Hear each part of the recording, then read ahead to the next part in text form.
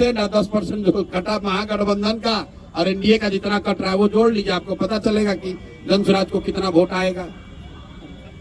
हमने आपको कहा कि हमको गाली देने के नजरिए से बहुत लोगों ने कहा ये वोट कटवा पार्टी है। हम कहते हैं हम ये हमारा मेडल है, हम वोट कटवा पार्टी हैं, दोनों का इतना काटेंगे कि दोनों कट के साफ।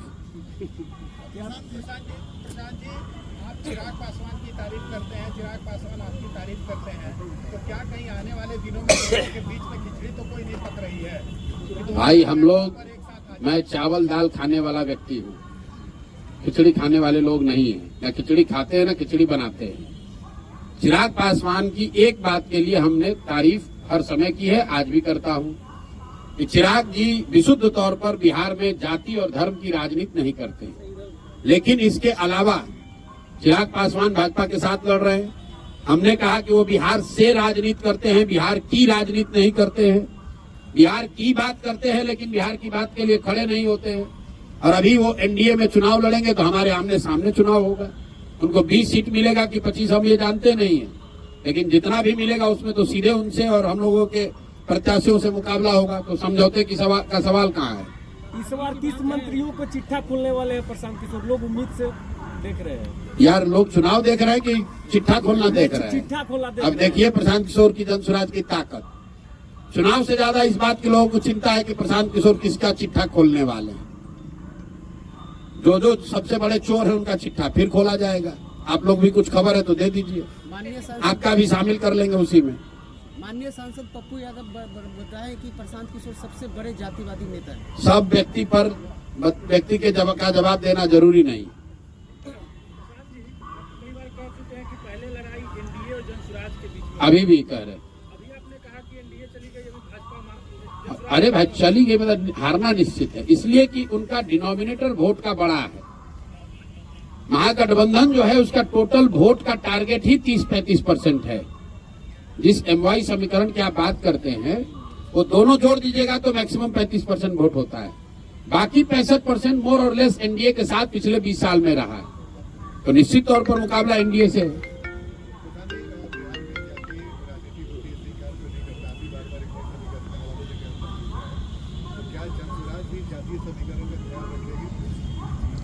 जातीय समीकरण का ख्याल रखने का मतलब क्या है?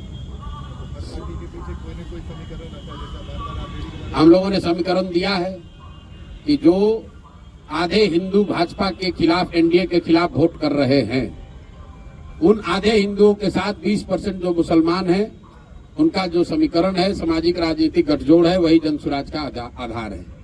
अशोक चौधरी का चैप्टर क्लोज हो गया या फिर और भी कुछ खुलासा करेंगे?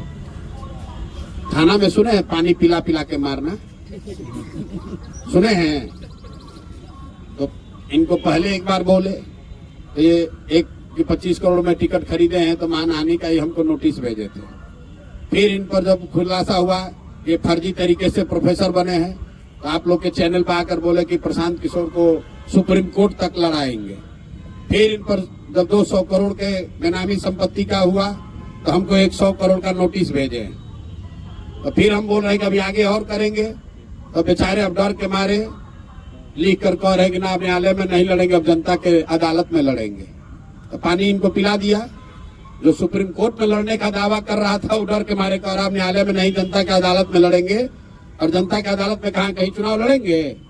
तो पहले आप लोग अब पूछ लीजिए कि अगर अशोक चौधरी कहीं से चुनाव लड़ रहे हैं तो बता दीजिए, और नहीं लड़ेंगे तो सरेंडर कर दिए। हाँ बिल्कुल, अभी घोषित कर देंगे। अभी जब 9 तारीख को अरे तो हमारा अलग से नहीं ना घोषित होगा।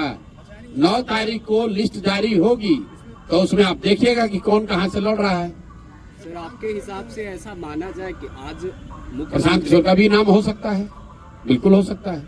मुख्यमंत्री ने आज पटना मेट्रो का उद्घाटन किया, आज उनका ये लास्ट उद्घाटन होगा? लास्ट उद्घाटन है नवंबर में 9 दिसंबर तक। अगला हमने बहुत दिन पहले बोला है, इस बार जब मकर संक्रांति के दिन बोला था कि ये लास्ट दही चूड़ा आप खा रहे हैं, एक अन्य मार्ग पर आगे खाने को नहीं मिलेगा। मेट्रो स्टेशन अच्छी तरीके से लिख लीजिए इस बात को, अगला दही चूड़ा नीतीश कुमार एक अन्य मार्ग पर नहीं खाएंगे। अगर खाएंगे तो आप आकर हमसे पूछ लीजिएगा।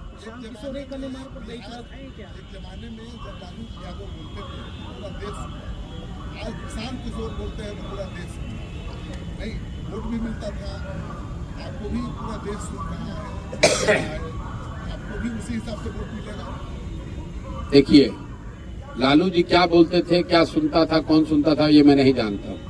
मैं ये जान रहा हूँ कि जो जनसुराज कह रहा है, जो प्रशांत किशोर कह रहे हैं, वो लोग इसलिए सुन रहे हैं कि लोगों की जिंदगी से जुड़ी हुई बात हम लोग कह रहे हैं।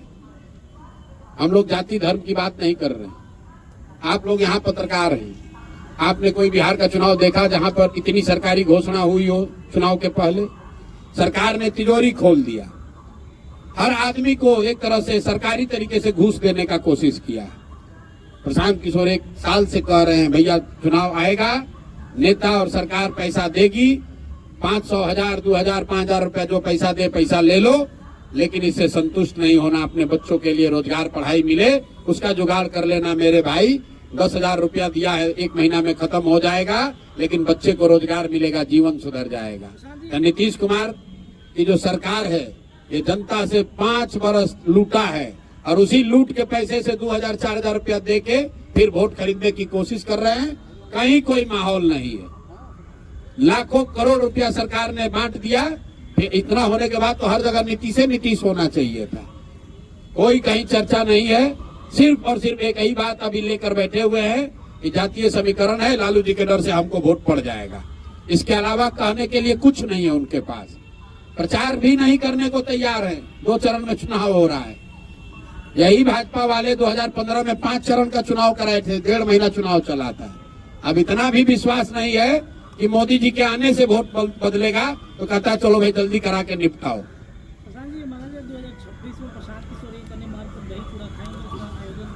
प्रशांत किशोर खाए या ना खाए, नया मुख्यमंत्री दही चूड़ा खाएंगे।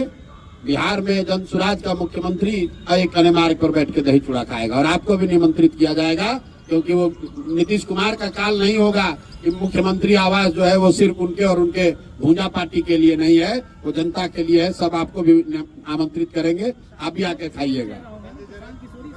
अब ये किसने बताया?